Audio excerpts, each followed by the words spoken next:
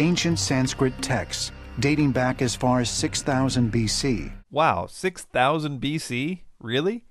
In reality, the oldest of these texts would be the Vedas, which date to between 500 and 1500 BC. Ancient Aliens just adds another 5,000 years, as if no one would notice. They're actually even contradicting themselves with this date, because in another episode they correctly state that the oldest writings in the world are the Sumerian tablets, the oldest of which date to about 4000 BC. So why are they now saying that there are some writings 2,000 years older than the oldest writings?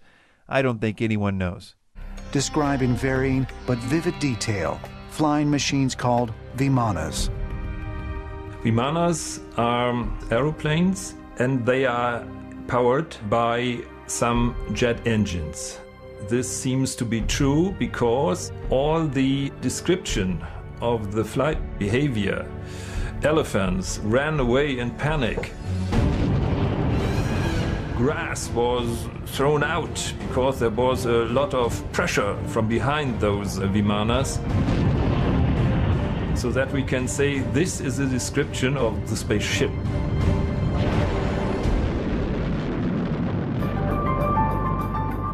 The word Vimana literally means having been measured out, and it was related to the king's palaces, and was referring to their intricate construction. Later on, as a result, the word became synonymous with palaces in general, and because of that, it was used to refer to the palaces of the gods as well. And yes, these palaces of the gods were in the heavens, and they could fly. But as we look into this, it will be clear that some of the Vimanas of the gods really were huge palaces, with gardens and terraces and golden staircases. Then, because the palaces of the gods flew, the word gradually became used for anything that could fly, either in mythology or in reality. So understanding the palace concept in the development of the word Vimana is helpful in understanding what we will be looking at. But before we look into the real descriptions of Vimanas in the Vedic texts, we must first examine a fake text, because almost everything that Ancient Aliens says about Vimanas comes from a totally bogus text called the Vimana Shastra. Although mainstream historians believe the Vimana texts are myths, many of the documents contain passages that seem to describe modern machinery and technology. The Vimana Shastra goes into metals that are used in each craft. It talks about electricity and power sources. It talks about the pilots and the clothing they have to wear. It talks about the food that they eat. It talks even about the weapons that are kept on these airships. The flight manuals of the Vimanas are quite similar to the flight manuals you find in the modern passenger flight business, or when you go to the military jet engines. Of course, they have also flight manuals because it's necessary for a pilot to get knowledge about his plane he wanted to fly with. The Vimana Shastra is not an actual ancient text. It was channeled or dictated to the author from the spirit world in 1918. The spirit who supposedly dictated the text claimed to be an ancient seer named Bharadvata, who is prominent in some ancient writings, so I guess that's what's supposed to give this text credibility. That is, the idea that the ghost of someone ancient supposedly dictated it. But they're not even sure that version of the story is true, because the first mention of any of this is in 1952 by the guy who supposedly found and translated the text from 1918. So as far as anyone knows, he could have made the whole channeled by a famous ghost story up in 1952.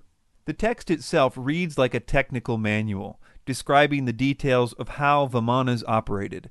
It includes the description of what must have sounded like a really technical idea in 1918 or 1952 called a mercury vortex engine. Ancient Aliens spends a huge amount of time talking about this idea. The Vimana Shastra, or science of aeronautics, indicates Vimanas used a propulsion system based on a combination of gyroscopes, electricity, and mercury. Is this possible? Mercury is an unusual element. Mercury is metal.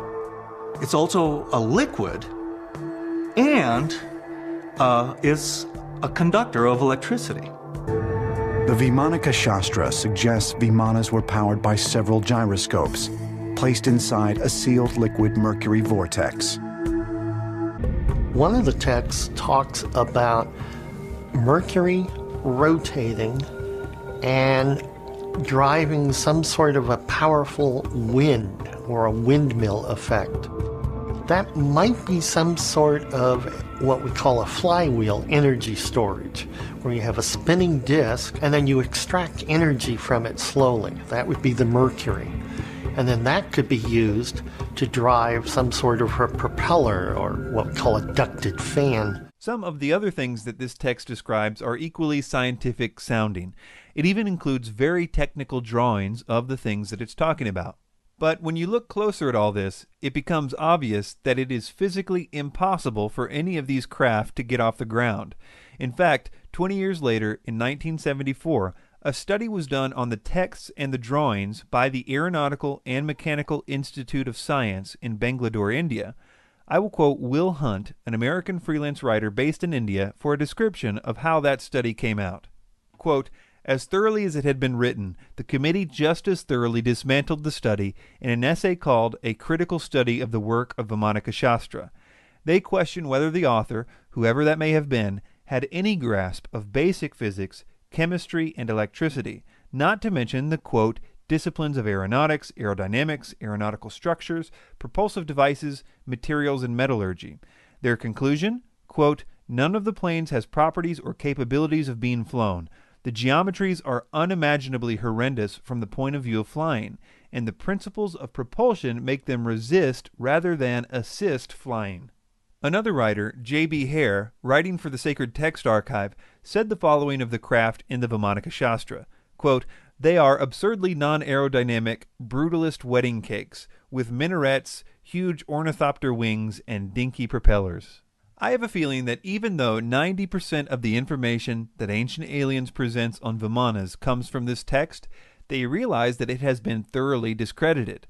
And so, in an odd twist, after spending 5 minutes on how great the idea of a mercury vortex engine would be, they then let everyone know that the idea wouldn't actually work.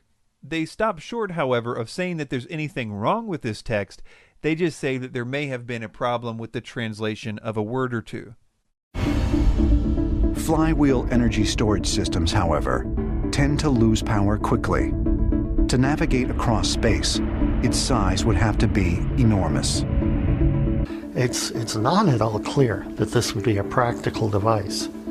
Now, maybe the people were trying to describe something that kind of looked like this to them. It might not have actually been mercury. It might have been some other liquid metal. The mercury vortex engine is perhaps a failure in the translation, because the vortex is not a material quite suitable to a jet engine.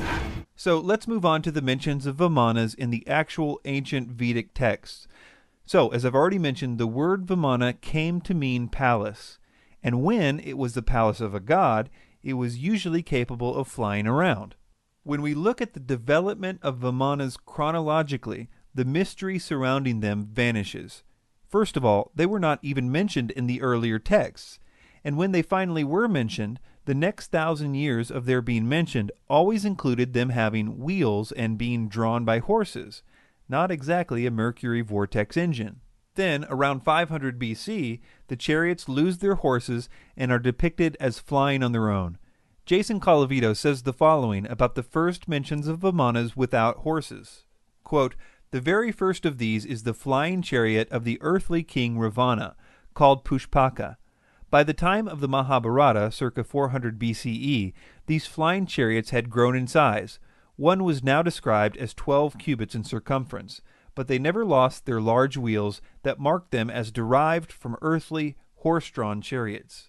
It's also interesting to see that ancient astronaut theorists have to distort the actual descriptions of Vimanas in the Vedic texts in order to make them sound like UFOs. For example, the following is a quote from David Childress's book, where he's supposed to be quoting a description of a Vimana from an ancient text. We'll read what he tells his readers what it says, and then we will read the actual ancient text and note the differences. First, let's hear Childress's version. Quote, "When morning dawned, Rama, taking the celestial car Pushpaka had sent to him by Vipishand, stood ready to depart. Self-propelled was that car. It was large and finely painted. It had 2 stories and many chambers with windows, and was draped with flags and banners. It gave forth a melodious sound as it coursed along its airy way." And now, here's what the actual Ramayana says. Quote, "And the mighty monkey ascended the splendid car Pushpaka, containing figures of wolves, made of Kartswara and Hiranya, graced with ranges of goodly pillars, as if blazing in splendor throughout, garnished with narrow secret rooms and saloons, piercing the heavens and resembling Miru or Mandara, and like unto the flaming sun, skillfully reared by Vikwakarma, with golden staircases and graceful and grand raised seats, rows of golden and crystal windows, and daises composed of sapphires, emeralds, and other superb gems, embellished with noble vidrumas, costly stones, and round pearls, and also with plastered terraces, pasted with red sandal, like unto gold, and furnished with a sacred aroma, and resembling the sun new risen." Colavito says of this, quote, "Elsewhere it is described as being filled with fruit trees, and sometimes is drawn by geese. Do you know many UFOs with plastered terraces and red paint?" In summary, most of what Ancient Aliens uses on this point is from a bogus 20th century channeled text, which they dishonestly present as an ancient text. And even the real descriptions of Vimanas get some tweaking by them in order to make it sound like a UFO. The development of the idea of Vimanas in Hindu mythology can be traced easily, and it loses all of its intrigue for the ancient astronaut theorists when you do that.